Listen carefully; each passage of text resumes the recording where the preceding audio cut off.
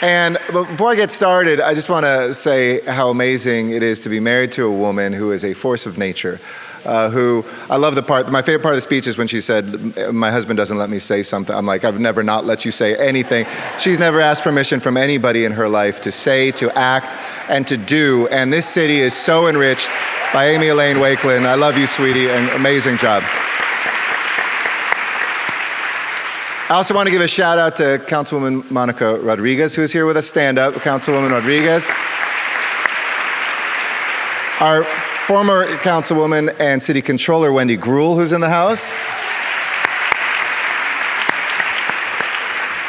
That's who I spotted, and I have no list. So to everybody who's served as a commissioner, who's ever been an elected official, who's run for something, to all of our general managers, and I'd like you all to actually stand up so you can see what a commitment we have to gender equity in this city. And I know one of you is thinking about next year's award. It was a tough decision this year, so keep up the good work, and you could be up here as well. It is such a joy to be with you here today, because together this room makes up the dynamic and diverse face of leadership in this city of angels. And as you just heard from my extraordinary wife, one of the true champions of families in every single neighborhood, we are a stronger and we are a more prosperous and a more just city whenever women move LA. And so we are here to talk about the status of girls and women now and into the future. But today I can't help but think back to a moment in the not so distant past. It was some 20 years ago when I was a student at Columbia University. And I was leading a group at that time called the National Student Coalition Against Harassment that looked at hate crimes and sexual and racial discrimination on our campuses. We helped organize Take Back the Night marches. We called on our university leaders to take real and concrete action to keep women and all students safe. We tracked those hate crimes. We pushed male classmates to be a part of this, to get involved in the movement against sexual violence. But recently I was thinking about a day in 1991 as an undergraduate when I traveled from New York City to Washington, D.C., to witness the testimony and to support the protests that were against, at that time, Clarence Thomas and for Anita Hill, a young lawyer who had had the courage to speak up, to speak out, and with dignity to sit there in the face of indignity and to represent the beginning of a movement. Honestly, 27 years later, I can't believe that we're here again. That truth needs to be said. And like millions nationwide, I followed the Kavanaugh hearings very closely this past week.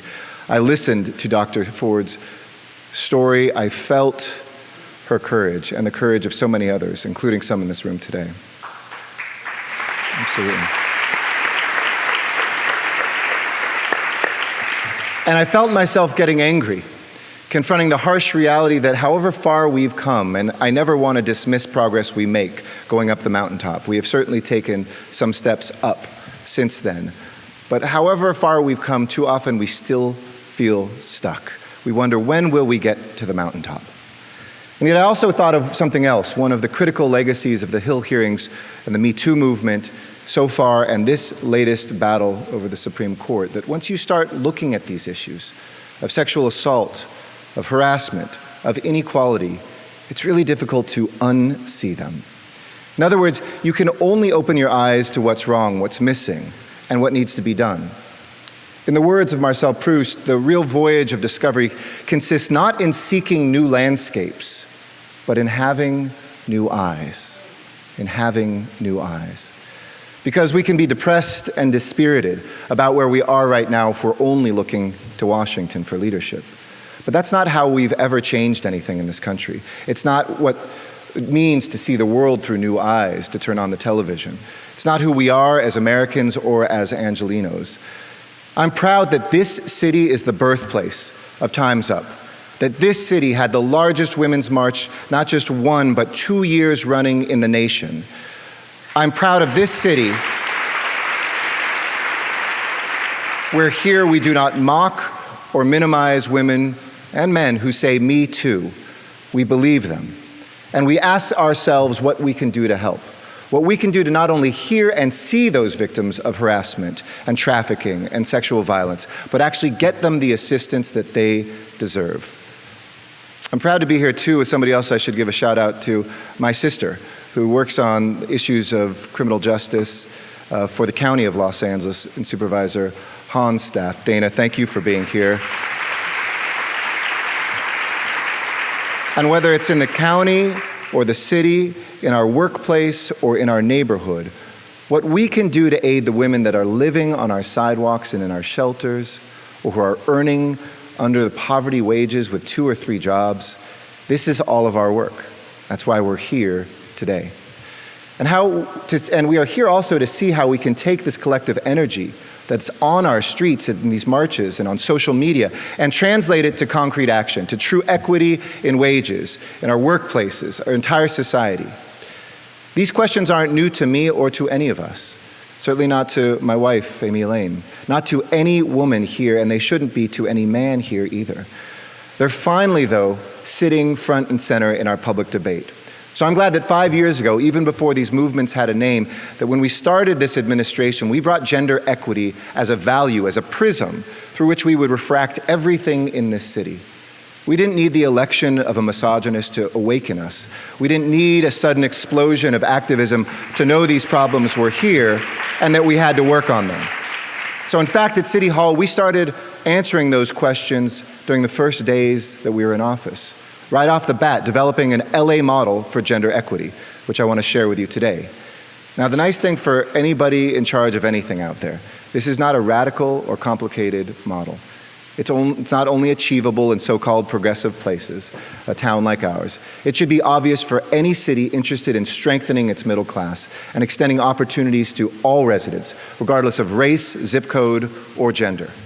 So here's the model. Step 1, we decided that gender equity would no longer be just another issue, segregated away by those who are interested only in working on this issue. Instead, as I mentioned, it's a prism through which we see everything in our city. That was step 1. Second, we knew that you cannot manage what you are not measuring. So we immediately partnered with Mount St. Mary's College to gather facts about gender inequity across our town. We focused on demographics, on leadership, on veterans, on education and workforce development, and public safety. And then that helped us move to step number 3, that once we took responsibility and once we measured everything, we made gender equity an imperative for all of us, with an action plan that made everybody accountable, from our fire department to our public works department, from our library to the zoo. In other words, this was no longer something to segregate off in government. This was something owned by everybody. And our general managers know every year when they come in for their yearly evaluation, one of the things I ask every single one of them is, what have you done to close the gender gap? And last but not least, we ensured our work would be guided by clear goals and reporting mechanisms that we would share with the public, so that this will far outlive my time or our time as an administration at City Hall. So now every city agency has a new culture that collects data, that develops a plan, that has an assigned point person in each one of our city departments, and the general managers report directly to me each year on that progress. That's it. Like I said, it's not radical. But sometimes what's radical isn't the playbook, it's actually just taking the first step. And now this playbook can be used everywhere. As Amy laid out, the results have been real, they've been tangible, and they're a source of pride in this city. Especially right now when we see what's happening with this White House and with this Congress. We don't have to cede the power we have, we just have to exercise it. The solutions from gender equity aren't coming from 3,000 miles away. They're coming from the table that you're sitting at right now. So it's up to the rest of us in our cities and our communities to show what it means to believe women, to respect women, and to treat women with dignity. You know, this nation's power has never come from Washington out to us. It's always come from us to Washington, and we should never forget that. Because we know there's a lot of hurt around us. That's right.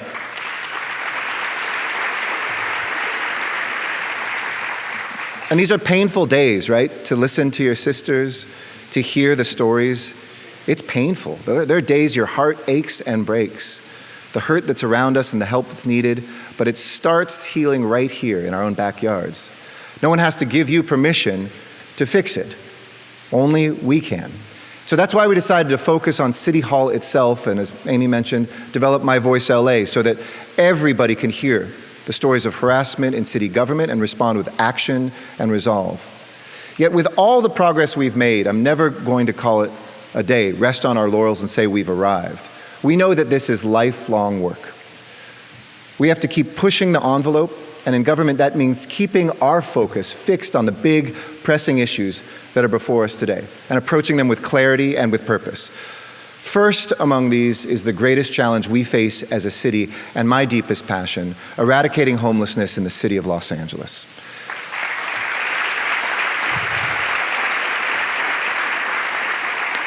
Last year, thanks to the focus and the unity of our nonprofit and different government sectors, of individuals, and of two measures that we've passed, we saw a decrease for the first time in the overall number of homelessness, but an even deeper drop in the number of women experiencing homelessness in LA County. That's good news.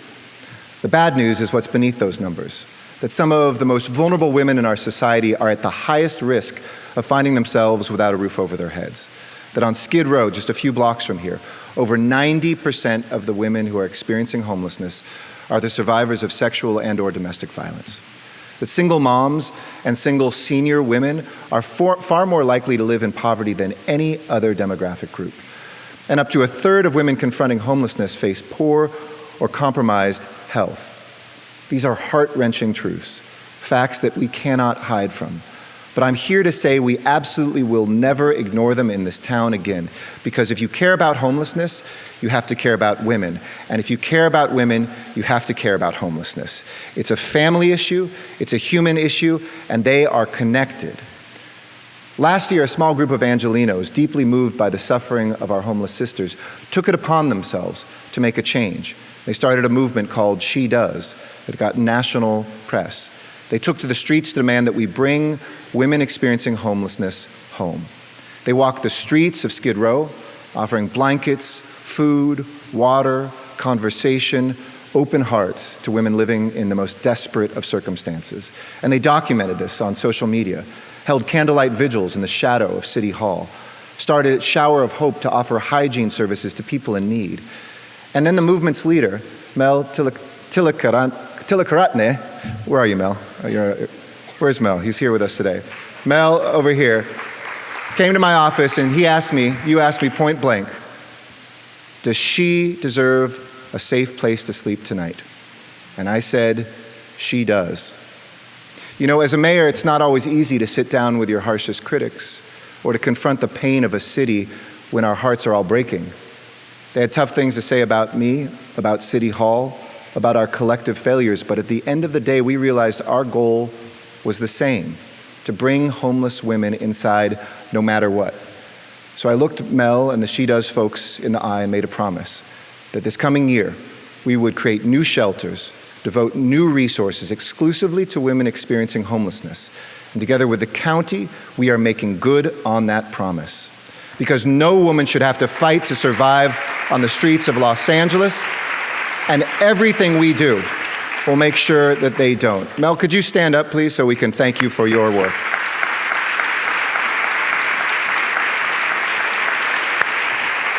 By the way, little side note here, to all the men in the room, you've got to own this issue as your own, just as Mel does, just as I do. And don't just do it because you have a daughter or you have a mother. You know, everybody comes from some mother, right? Do it because you're a human being who wants to see a better world, who cares about the issues of poverty, and wants to make sure that we have a city that is better and a world that is better than today.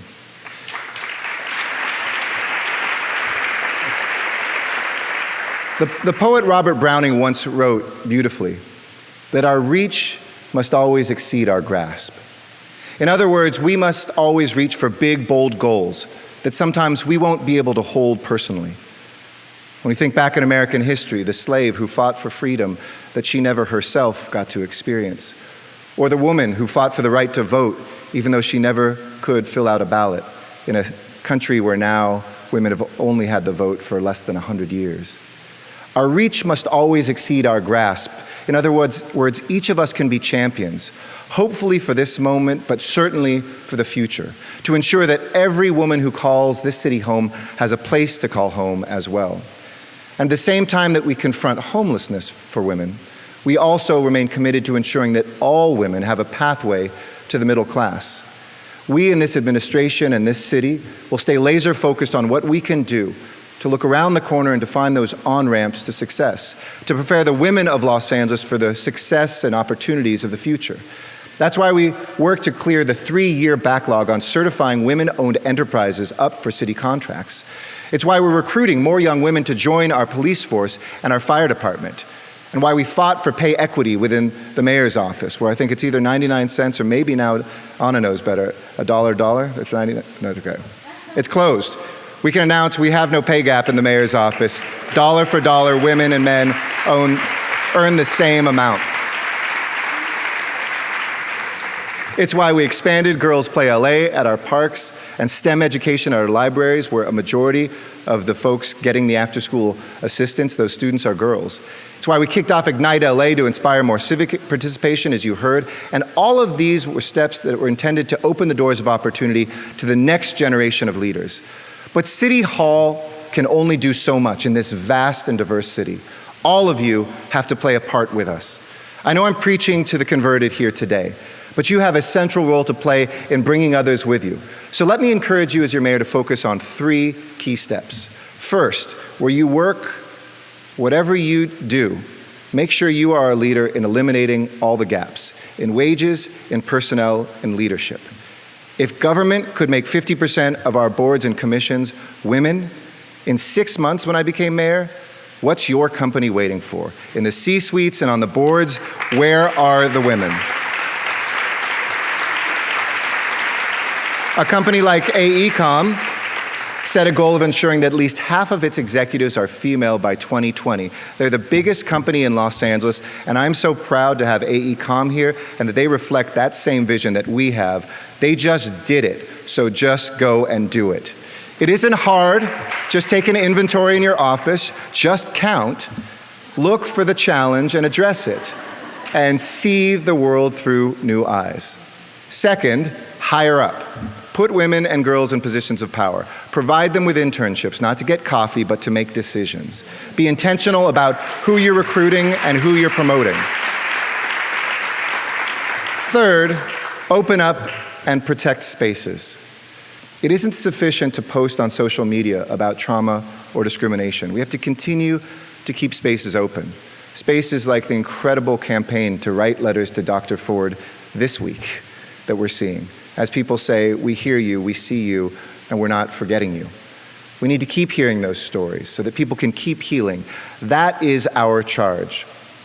And even if it feels some days like we're in this dark moment, every now and again, you can be that light. We can see the reasons for hope. You can see the future that we are collectively building. One of those visions of hope, one of those lights, is a young woman named Mariah Delgado, who Amy alluded to. Now, when she was growing up, she wanted to have a future in law enforcement because she saw a woman who inspired her, her aunt, who was a police officer, and she wanted to follow in her footsteps. So in high school, she was a cadet in the LAPD cadet program, but we used to lose girls and boys who then have to go off to college or earn money. But she learned quickly it was really going to be tough to get hired so young. But we started something to fix that, the Pledge to Patrol program that Amy mentioned.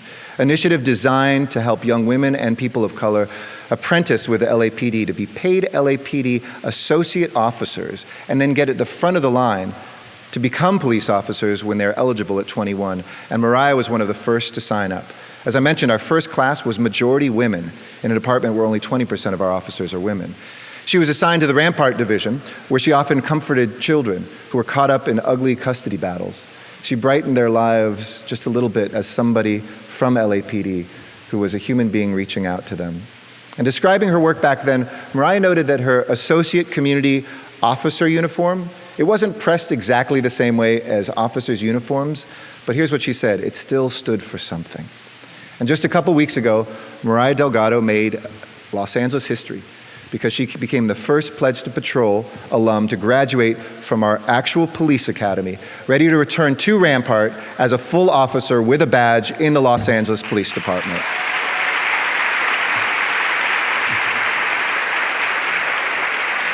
Mariah stood up and she stepped forward, and it's our jobs to do the same thing, to stand for something bigger than ourselves. We do have to declare today that we won't be back here 27 years later. saying we haven't moved. We need to look back and say 27 years ago, we stood up for the voices that said, me too, for the voices that said, time's up, that we stood up to not accept rampant gender inequality in our workplaces, in our homes, in our communities, that we stood up for equal wages, for equal treatment, that we enacted real equality for every woman and girl in our society. And trust me, I am so optimistic in this town that we will keep marching and fighting because we do stand for something. We do stand in this city of angels for compassion and opportunity, for community and for hearing, and at the end of the day, for belonging. You know, I always hate the words inclusion and diversity and tolerance because they imply somebody's tolerating you or giving you permission to be included. I like the term belonging, that this is a city and a country and a world where we all belong. That we belong because we define ourselves as places for justice and fairness for ourselves and for generations ahead. And I have no doubt you will keep standing up for those values and that we will keep standing alongside you, following when necessary, leading when you need us to, and doing everything to ensure that our reach always exceeds our grasp. Because in the second line of that poem, Robert Browning writes, after all, what's a heaven for? Our reach must always exceed our grasp. After all, what's a heaven for? And as we end this extraordinary conference and continue this work, I would change that. Let our reach always exceed our grasp. After all, what is Los Angeles for? Thank you all for being here, and thank you for all you do to move LA.